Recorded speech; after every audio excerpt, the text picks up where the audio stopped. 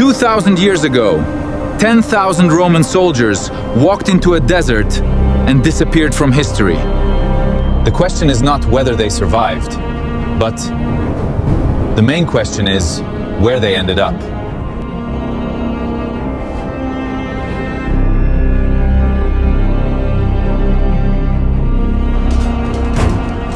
"2,000 years ago, the richest man in Rome marched 40,000 soldiers into the Parthian desert.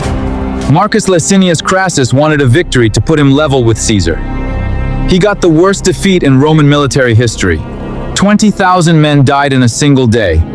10,000 escaped home. 10,000 more were taken prisoner and erased from every Roman record that survives. 17 years later, a Chinese army 4,000 miles east records an enemy unit using a fish-scale shield formation nobody in that region had built before. Stay with me, because this is where the case gets more interesting. Here's the mismatch that killed this army before a sword was drawn. Roman legions were built to win one fight. A close-range shield wall, march forward, lock shields, stab. Every weapon and every drill existed for that scenario. The Parthians refused to give it to them. Horse archers do not close distance. They circle, they shoot, they pull back before contact happens. A legion trained for close combat has no answer for an enemy that will not stand still.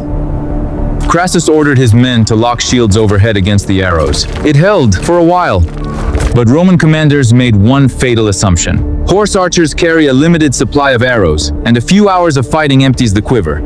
Sharena, the Parthian commander, had solved that problem before the battle began. He brought a baggage train of 1,000 camels, loaded with nothing but spare arrows. The barrage that should have lasted an hour lasted all day, because the Romans were fighting an enemy that planned for a siege, not a skirmish. Crassus sent his own son to break the archers with cavalry. It worked for about a mile. The horse archers turned and ran. Publius gave chase. It was bait.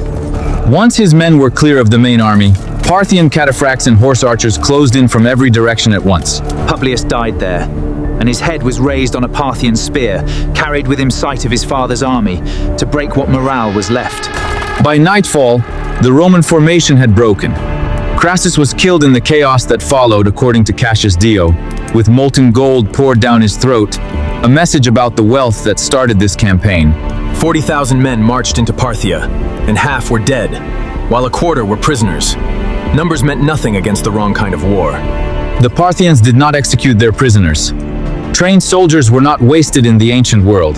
The Roman writer Pliny the Elder recorded that King Orodes moved Roman captives to the empire's farthest frontier, near modern Turkmenistan, to guard against raids from Central Asian tribes.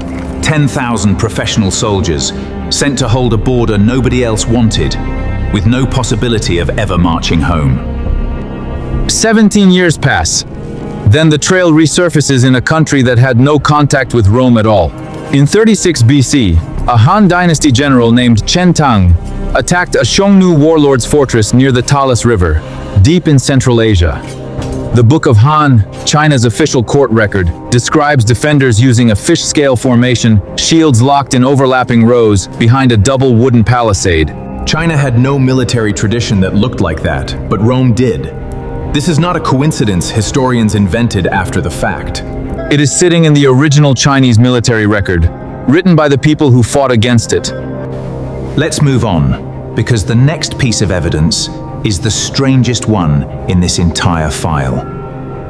In 1957, Oxford historian Homer Dubbs connected the two records and proposed something radical. The defenders at that fortress were the missing Roman legionaries, hired as mercenaries after years in Parthian captivity. He pointed to a nearby settlement, the Han, called Lijian, an old Chinese transliteration of the word Rome. Today, the village is called Zhielaizhai, in Gansu province. For centuries, travelers documented something unusual there. Villagers with green eyes and light hair. Facial features that stood apart from every surrounding population for 1,000 miles. In 2005, a study out of Lanzhou University tested local DNA and found European genetic markers in the population. It made headlines around the world. Here is where I have to be honest with you, because a good investigator does not chase the answer that feels best.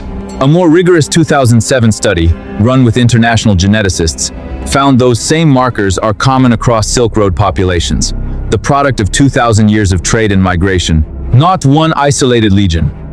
Sogdian traders, Persian merchants, Greek settlers, descended from Alexander's campaigns. All of them moved through that corridor for centuries. Most historians today consider the lost legion theory unproven, but here is what stands up without speculation. 10,000 Roman prisoners existed. Pliny documented their relocation east.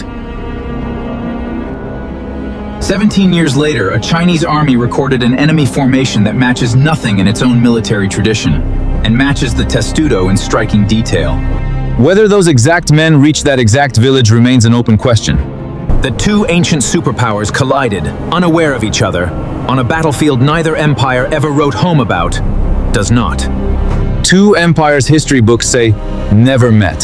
One army that vanished from one record and may have surfaced in another, 17 years and 4,000 miles later.